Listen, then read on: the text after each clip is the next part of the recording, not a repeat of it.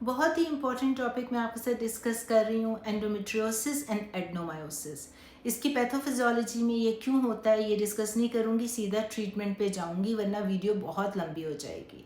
आपको ये पता होना चाहिए कि जो lining endometrial stroma glands lining of uterus uterus की एंडोमेट्रियम में प्रेजेंट होनी चाहिए थी, वो इन्वेड कर देती है आउटसाइड।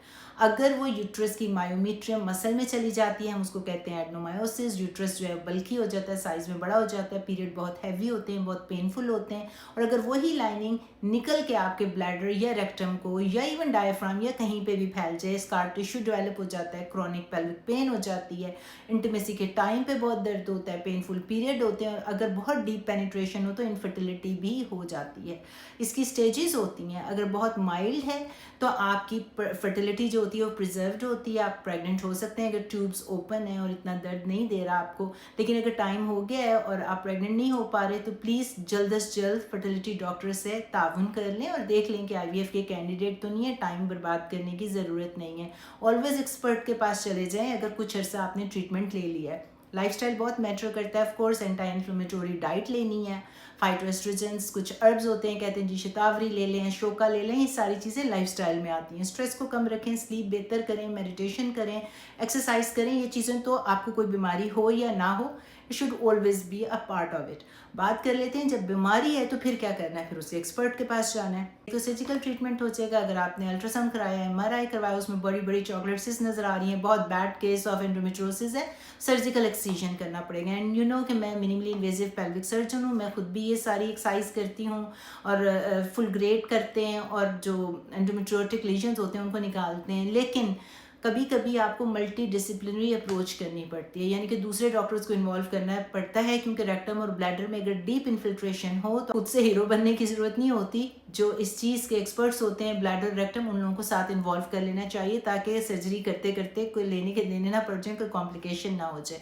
अब बात करते हैं जी मेडिकल ट्रीटमेंट। मेडिकल ट्रीटमेंट में आप गायनकोलॉजिस्ट के पास जाएंगे। गायनकोलॉजिस्ट जो है आपको low dose birth control start करेगा, वो ओवुलेशन को सप्रेस कर देगा, कॉन्ट्रासेप्शन के तौर पे भी इस्तेमाल होता है, तो इसकी वजह से आपकी पेन थोड़ी रिलीव्ड हो जाएगी। वो कंटिन्यूस देंगे, पीरियड नहीं आने देंगे। फर्स्ट लाइन ट्रीटमेंट जो है आप स्टार्ट कर सकते हैं लो बर्थ कंट्रोल से। लेकिन वो कंट्रोल नहीं कर रहा, पेन कंट्रोल नहीं हो रही और अभी भी आपको सिम्टम्स हैं, तो first thing that works wonders और वो डॉक्टर्स आपको देते हैं, दैट इज डाइनोजेस्टिन। डाइनोजेस्टिन जो है पाकिस्तान में विजान के नाम से आती है। 2 मिलीग्राम टैबलेट आपने एवरी डे लेनी होती है। एस्ट्रोजन की एक्सेस को सप्रेस करेगा डायरेक्टली। जो एंडोमेट्रियोटिक लीजन्स हैं जहाँ पे वो इम्प्लांट होते हैं उसको भी सप्रेस करेगा, एंटी इन्फ्लेमेटरी होगा, तो इट वर्क्स वंडर। सिम्टम्स बहुत बेहतर हो जाते हैं और ये आप नॉन स्टॉप इस्तेमाल कर सकते हैं, कई कई साल इस्तेमाल कर सकते हैं और इससे आपको कोई मेनोपॉज के सिम्टम्स भी नहीं आएंगे। क्योंकि जो अगले ट्रीटमेंट मैं आपको बताने लगी हूँ जो बहुत सीवियर केस में इस्तेमाल होते हैं, वो कभी कभी आपको मेनोपॉज में भेज देता है।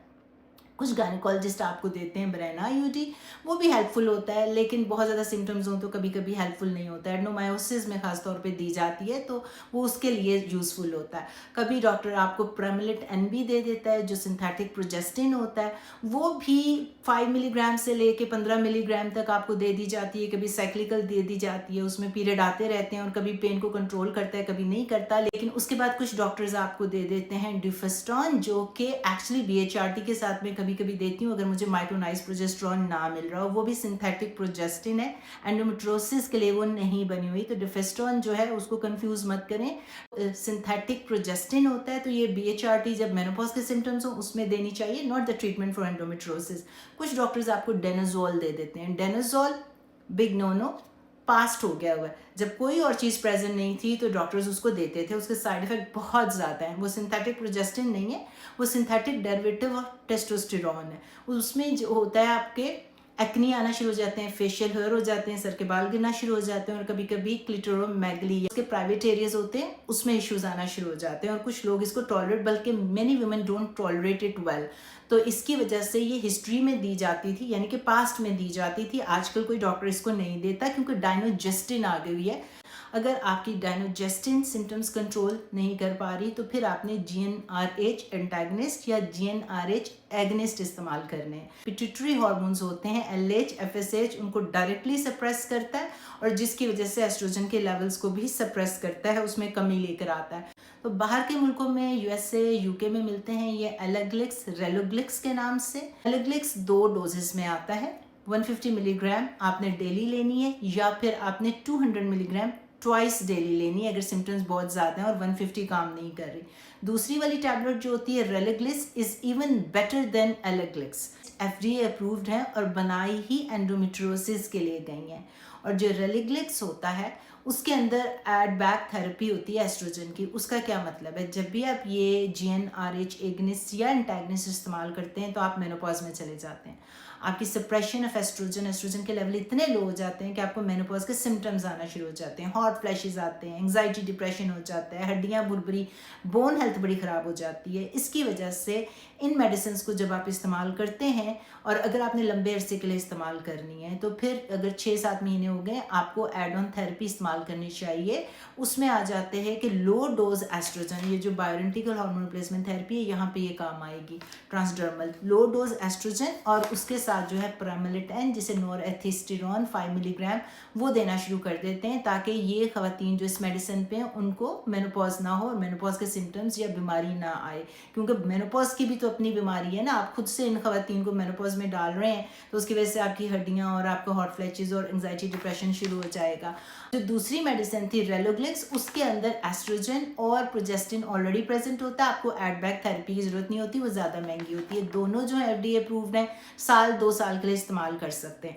और लेकिन मसला ये है कि ये वाली मेडिसिन UK USA में तो है, मुझे नहीं पता कि पाकिस्तान में मिलती है कि नहीं। अगर आपका कोई कनेक्शन है और आने जाने वाला है कोई USA में UK में तो उससे आप ये मेडिसिन मंगवा सकते हैं और फिर अपना जो लोकल डॉक्टर है उसको दिखा के उनको कम से कम नॉलेज और साइंस होगा, उनसे ये आप उनकी अंडर सुपरविजन इनको इस्तेमाल कर सकते हैं। और फिर अगर ये मेडिसिन भी काम नहीं करती तो फिर आ जाता है GnRH एगनिस्ट जिसमें लुप्रॉन के इंजेक्शन आते हैं, वो तो आपने सुने होंगे। लुप्रॉन के इंजेक्शन जो होते हैं वो सडन सप्रेशन, बहुत एक्सेसिव सप्रेशन कर देते हैं एस्ट्रोजन की, यानी कि बिल्कुल आपको मेनोपॉज में भेज देंगे जिसकी वजह से आपको मेनोपॉज के सिम्टम्स आना शुरू हो जाएंगे। लेकिन ये आपके सिम्टम्स को, बहुत सवेयर सिम्टम्स हैं उनको फौरी तौर पर रोक देंगे। शुरू में पहले 1 हफ्ते में शायद आपको इसका फ्लेयर अप हो क्योंकि ये एस्ट्रोजन को आहिस्ता आहिस्ता कम करता है, लेकिन फिर ये बिल्कुल कंप्लीटली सप्रेस कर देगा। तो ये 6 महीने से ज़्यादा आप इस्तेमाल नहीं करते। और इसका जो इंजेक्शन होता है 2 स्ट्रेंथ में आता है, 1 अ मंथ आता है या फिर इसको एवरी 3 मंथ्स ले सकते हैं। लेकिन जब वो आप लेंगे तो आपने हमेशा एड ऑन थेरेपी यानी कि बैकअप थेरेपी जो होती है एस्ट्रोजन की लो डोज ट्रांसडर्मल, यहाँ पे जिसको हम BHRT भी कहते हैं, वो भी इस्तेमाल करनी है। और जो मैंने आपको बताया साथ सिंथेटिक प्रोजेस्टिन भी लेने, लेकिन 6 महीने से ज़्यादा आप ये इंजेक्शंस नहीं ले सकते क्योंकि ये आपको मेनोपॉज में भेज देंगे। तो अब इसको अगर मैं समराइज करूँ तो इसका क्या मतलब निकला